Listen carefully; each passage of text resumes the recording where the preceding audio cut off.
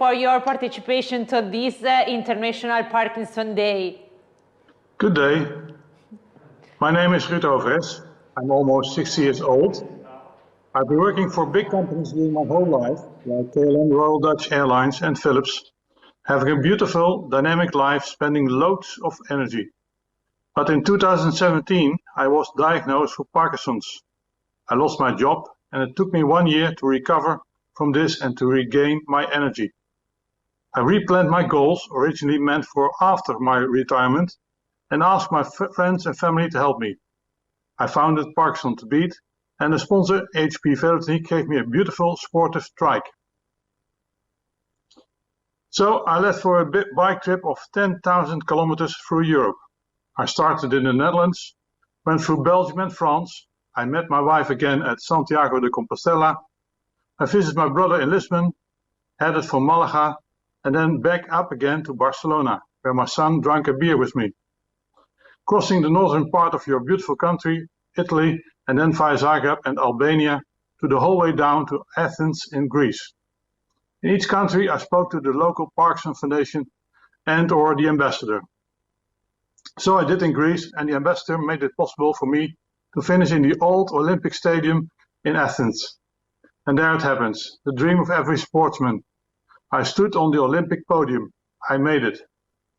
What I also arranged was that the Radboud University of Professor Bosbloem, the speaker right after myself, and the University of Amsterdam were so kind to test me before and after this monster bike trip. Let me show you. The left graph of the Radboud University was using the MDS UPRSD scale for Parkinson's. It stands for Movement Disorder Society Sponsored Unified Parkinson's Disease Rating Scale.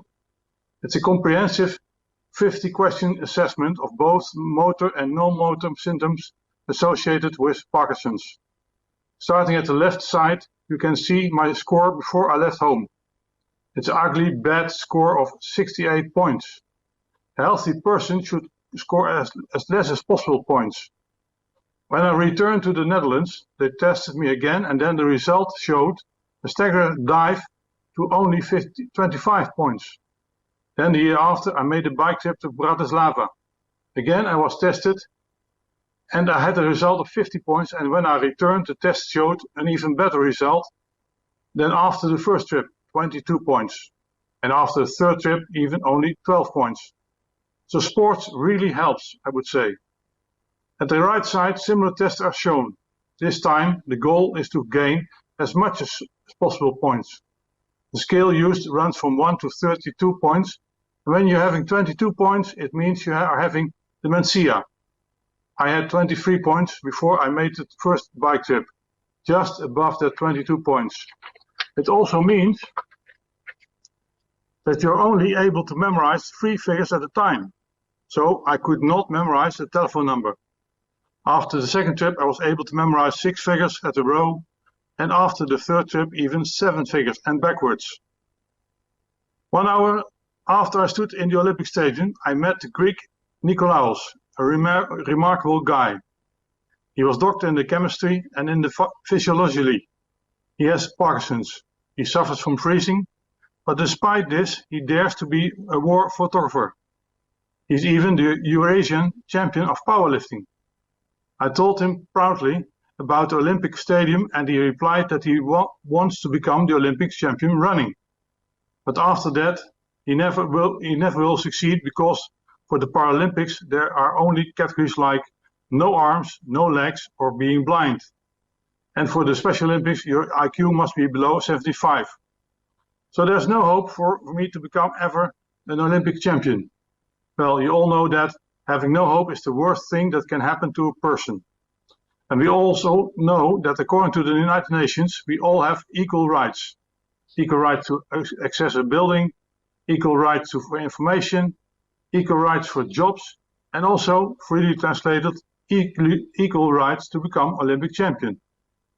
So we promised each other to search for a solution for this. The year after, I made twice a bike tour. Don't switch the slide, go back one please. The year after, I made twice a bike tour to Bratislava and found a solution. 4 countries organized for several years already a yearly event with several sports and Olympic elements in it. I asked if they allowed me to join them, and they agreed. The leading person, however, told me that Parkinson's did become that worse that he was barely able to organize the 14th edition. He was thinking of stopping and asked me to take over the Parkinsonauti. After some thinking, I agreed upon it. The Parkinson Games were born, and here are some key figures.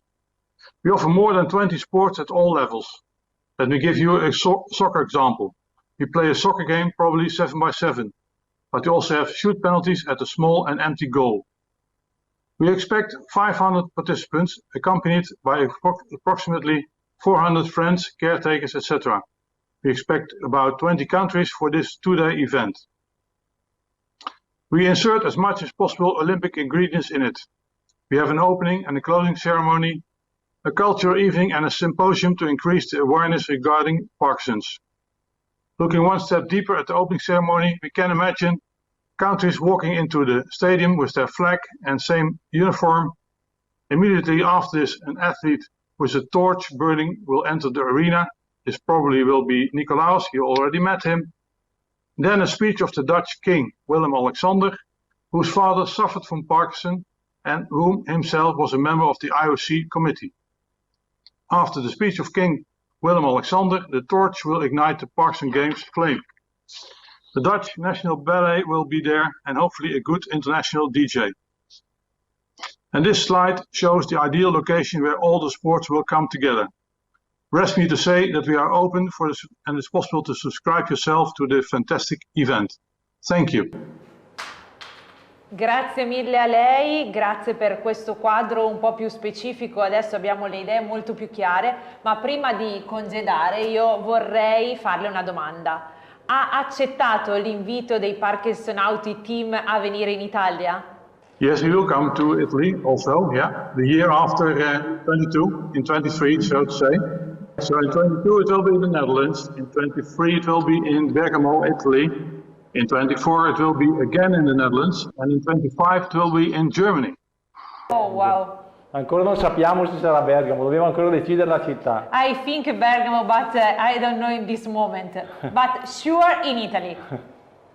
Yeah.